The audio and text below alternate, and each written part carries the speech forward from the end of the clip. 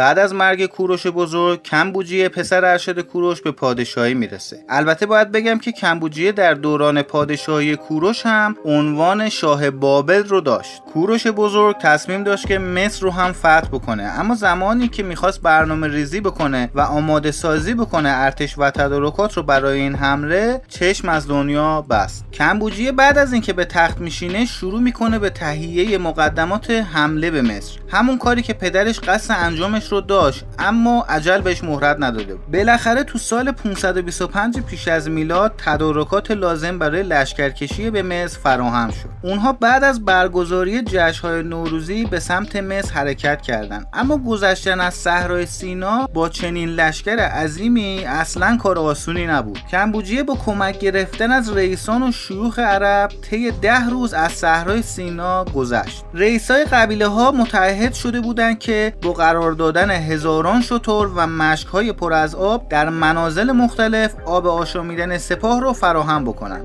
از طرف دیگه هم کشتی‌های جنگی هخامنشی همگی آماده بودند. سپاهی که کمبوجیه با خودش برده بود متشکل شده بود از اقوام مختلف، اما شانسی که این سپاه آورده بود درست قبل از اینکه اونها به مصر برسن، آماسیس دوم فرعون مصر پس از حکومت طولانی فوت شده بود و حکومت به پسرش رسیده بود. ایرانی‌ها تو ماه می سال 1525 خودشون رو به پولوزیوم رسونده بودند که دروازه شمال شرقی مصر بود. خوشبختانه بخش خیلی زیادی از وقایعی که تو این جنگ گذشته توسط هرودوت ثبت شده. کمبوجیه وقتی به اونجا میرسه به مصر اعلان جنگ میکنه. فرعون جوون اون موقع تازه 6 ماه بود که به حکومت رسیده بود. فرعون تمام تلاش خودش رو میکنه که آماده بشه و امید داشت که یونانیان تو این جنگ به کمکش بیان. در آخر سپاهی که فرعون آماده میکنه در نزدیکی پولوزیوم نزدیک رود نیل منتظر سپاه هخامنشیان میمونن. البته اونها خیالشون راحت بود چون توی قلعه محکم بودن و همین باعث میشد که جنگ سختی در پیش باشه.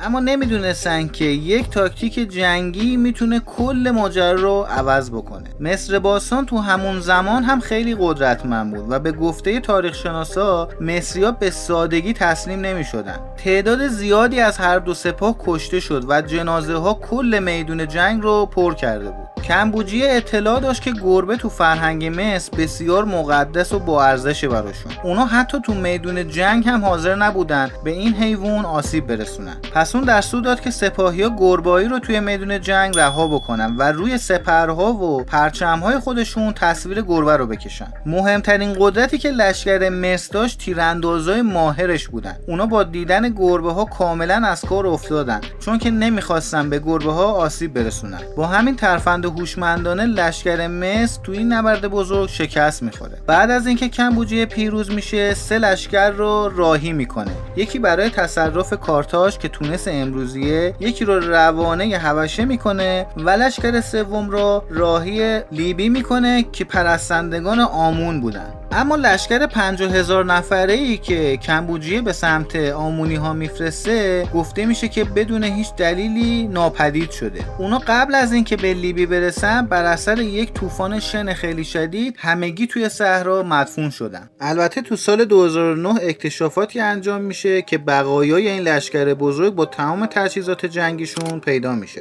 کمبوجیه بعد از اینکه تو مصر پیروز میشه سیاست پدرش رو دنبال میکنه، همون سیاست‌های دینی که پدرش توی بابل اجرا کرده بود. نوشته هایی که روی تندیسی که تو موزه واتیکان موجود هست نشون میده که اون کاملا به سیاست های پدرش عمل کرده بود. اگر از این ویدیو خوشتون اومد و دوست داشتین که قسمت دوم رو بسازیم در مورد سرنوشت کمبوجیه و اینکه چطوری شد که حکومت از دستش رفت، توی کامنت ها برامون بنویسید.